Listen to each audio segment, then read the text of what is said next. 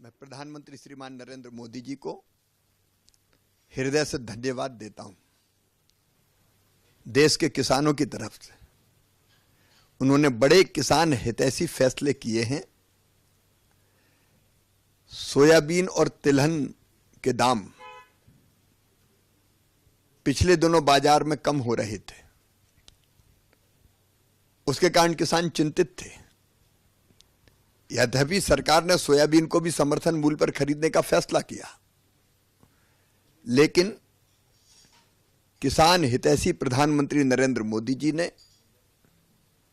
यह फैसला किया कि खाद्य तेलों के आयात पर आयात शुल्क था 0%, इसलिए सस्ता तेल आ रहा था आयात होकर।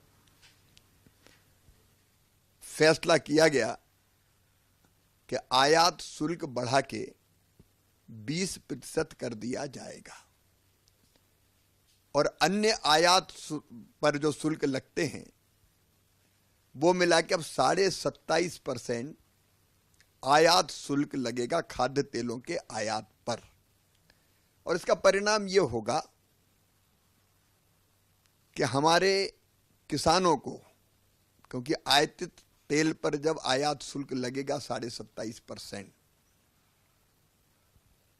तो हमारे किसानों को जो सोयाबीन और तिलहन की अन्य फसल पैदा करते हैं उसके दाम बढ़ेंगे, किसानों को ठीक दाम मिलेंगे, क्योंकि हमारे स्थानीय बाजार में सोयाबीन की मांग बढ़ेगी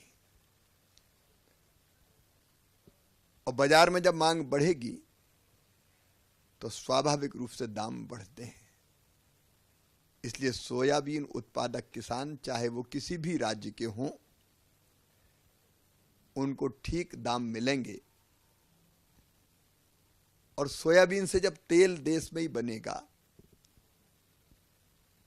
तो सोया खलीबी का उत्पादन भी ज्यादा होगा और उसके निर्यात के कारण भी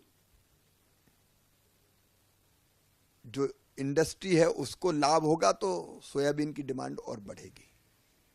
कुल मिला के सोयाबीन उत्पादक किसानों को पसीने की पूरी कीमत मिलेगी। वैसे ही रिफाइंड जो ऑयल है उस पर भी मूल शुल्क बढ़ा के 32.5% कर दिया गया है। इन फैसलों का फायदा यही होगा कि चाहे सूरजमुखी हो, मूंगफली हो, इनके उत्पादक किसानों को अंततः फायदा होगा। प्याज के भी ठीक दाम मिल पाए, तो प्याज पे निर्यात शुल्क था 40%,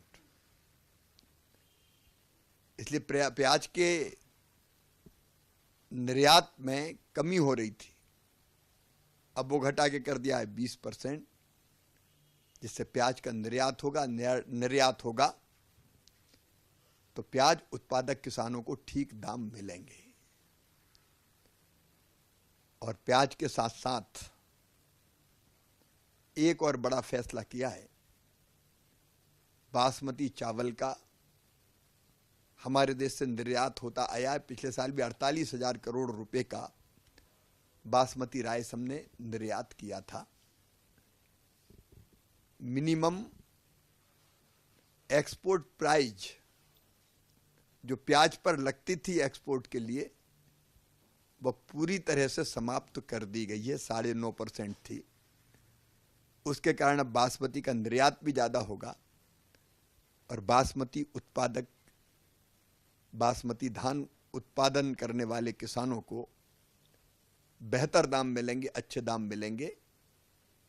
प्रधानमंत्री जी ने किसानों के पसीने का सम्मान किया है, मैं उनका हृदय से आभार व्यक्त करता हूं।